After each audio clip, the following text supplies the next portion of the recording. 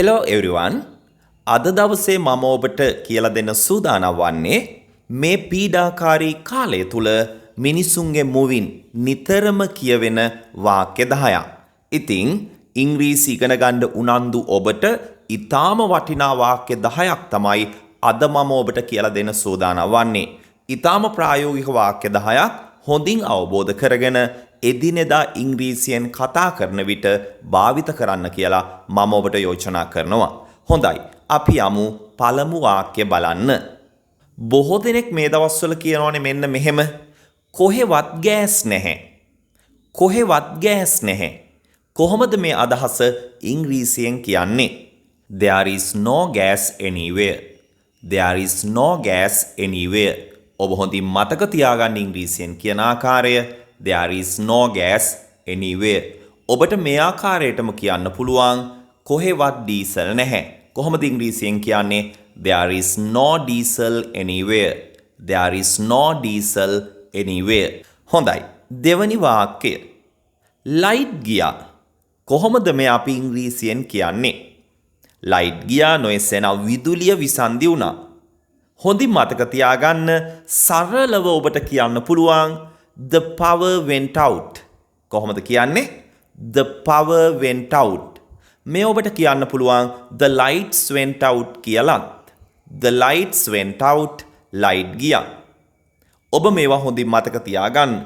මෙය කියන තව ක්‍රම තියෙනවා. නමුත් මම ඊටාම සරල ක්‍රමය තමයි ඔබට කියලා දෙන්නේ. light ගියා කියනවා වගේම අපි කියනවානේ light ආවා කියලා, විදුලිය ආවා කියලා. කොහොමද එය ඉංග්‍රීසියෙන් කියන්නේ? මතක තියාගන්න the power is back on. The power is back on. විදුලිය ආවා. එහෙම නැත්නම් the lights came back on. The lights came back on. ඒ ආකාරයටත් ඔබට කියන්න පුළුවන්. මෙයත් කියන ක්‍රම කීපයක් තියෙනවා. මම ඊටාම සරල simple ක්‍රමය තමයි ඔබට මේ කියලා දෙන්නේ. හොඳයි. තුන්වෙනි වාක්‍යය. ශ්‍රී ලංකාවේ ආර්ථික අර්බුදයක් තියෙනවා. ආර්ථික අර්බුදය economic crisis. ආර්ථික අර්බුදය economic crisis. කොහොමද අපි කියන්නේ ශ්‍රී ලංකාවේ ආර්ථික අර්බුදයක් තියෙනවා? There is an economic crisis in Sri Lanka. There is an economic crisis in Sri Lanka. හතරවෙනි වාක්‍යය. ජීවන වියදම දවසින් දවස ඉහළ යනවා. අපි නිතරම කියනවා මේ වාක්‍ය. අපිට නිතරම ඇහෙනවා මේ වාක්‍ය මිනිසුන් කියනවා. ජීවන වියදම දවසින් දවස ඉහළ යනවා. ජීවන වියදමට අපි ඉංග්‍රීසියෙන් කියන්නේ the cost of living. The cost of living. The cost of living is going up day by day.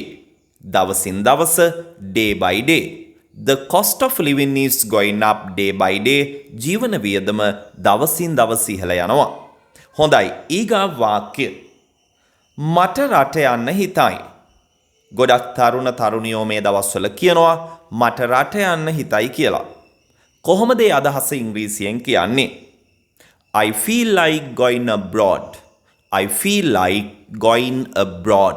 හොඳින් මතක තියාගන්න going to abroad නෙවෙයි going abroad. මට පිටරට යන්න හිතයි. ඊගා වාක්‍යයට අපි අවධානය යොමු කරමු. මේ ක්‍රමය වෙනස් කළ යුතුයි. නිතරම ඇහෙනවා මේ අදහසත්, නිතරම අපි කියනවා මේ අදහසත්. කොහොමද අපි ඉංග්‍රීසියෙන් කියන්නේ මේ ක්‍රමය වෙනස් කළ යුතුයි කියලා? මේ ක්‍රමය this system. මේ ක්‍රමය this system වෙනස් කළ යුතුයි. should be changed. This system should be changed. මේ ක්‍රමය වෙනස් කළ යුතුයි. This system should be changed. මේ ක්‍රමය වෙනස් කළ යුතුයි. හොඳයි. ඊගා වාක්‍ය. මට මේ පොලිමේ ඉඳලා එපා වෙලා තියෙන්නේ. සමහර විට ඔබත් මේ වාක්‍ය කියලා ඇති. ඔබත් මේ අදහස කියලා ඇති. ඔබ සමහර විට ගෑස් පොලිමේ ඉන්නකොට, පැය ගානක් පෙට්‍රල් පොලිමේ ඉන්නකොට, ඩීසල් පොලිමේ ඉන්නකොට ඔබ කියලා ඇති මේ වාක්‍ය. මේ අදහස නේද? මට මේ පොලිමේ ඉඳලා ඇති වෙලා තියෙන්නේ. එපා වෙලා තියෙන්නේ. කොහොමද මේ ඉංග්‍රීසියෙන් කියන්නේ? හොඳින් මතක තියාගන්න I'm tired of waiting in this line. I'm tired of waiting in this line. tired of කියන්නේ එපා වෙලා තියෙන්නේ. නොයසේනම් එපා වෙලා ඉන්නේ. I'm tired of waiting in this line. හොඳින් මතක තියාගන්න ප්‍රායෝගික වාක්‍යයක් මේ දවස්වල අපිට නිතරම ඇහෙනවා. ඊගා වාක්‍ය. දොර ඇරලා තියන්න එපා. දොර ඇරලා තියන්න එපා. Don't leave the door open. Don't leave the door open. දොර ඇරලා තියන්න එපා. දොර ඇරලා තියන්න කියන්නේ අපි කොහොමද? Leave the door open. Leave the door open. දොර ඇරලා තියන්න. නමුත් මේ දවස්වල නම් අපි නිතරම කියන්නේ දොර ඇරලා තියන්න එපා. නේද? Don't leave the door open. Don't leave the door open.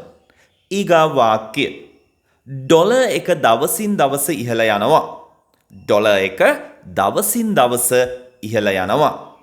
කොහොමද අපි මේ ඉංග්‍රීසියෙන් කියන්නේ? හරිම සරලයි. හොඳින් මතක තියාගන්න.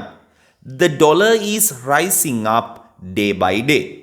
The dollar is rising up day by day. Rise කියන්නේ ඉහළ යනවා. The rising up day by day. Dollar එක දවසින් දවස ඉහළ යනවා. කරන්න දෙයක් නැහැ. කරන්න දෙයක් නැහැ කියලා කොහොමද ඉංග්‍රීසියෙන් කියන්නේ? There is nothing to do. There is nothing to do. කරන්න දෙයක් නැහැ. හොඳයි. මේ වාක්‍ය ටික ඔබ හොඳින් අවබෝධ කරගන්න. එදිනෙදා කතනයේදී භාවිත කරන්න කියලා මම ඔබට යෝජනා කරනවා. නිවැරදිව භාවිත කරලා නිවැරදිව අදහස ප්‍රකාශ කරන්න. හොඳයි. අපි එහෙනම් තවත් අලුත් වීඩියෝ එකකින් හමු වෙමු. ගිහින් එන්නම්. Have a nice day. Bye.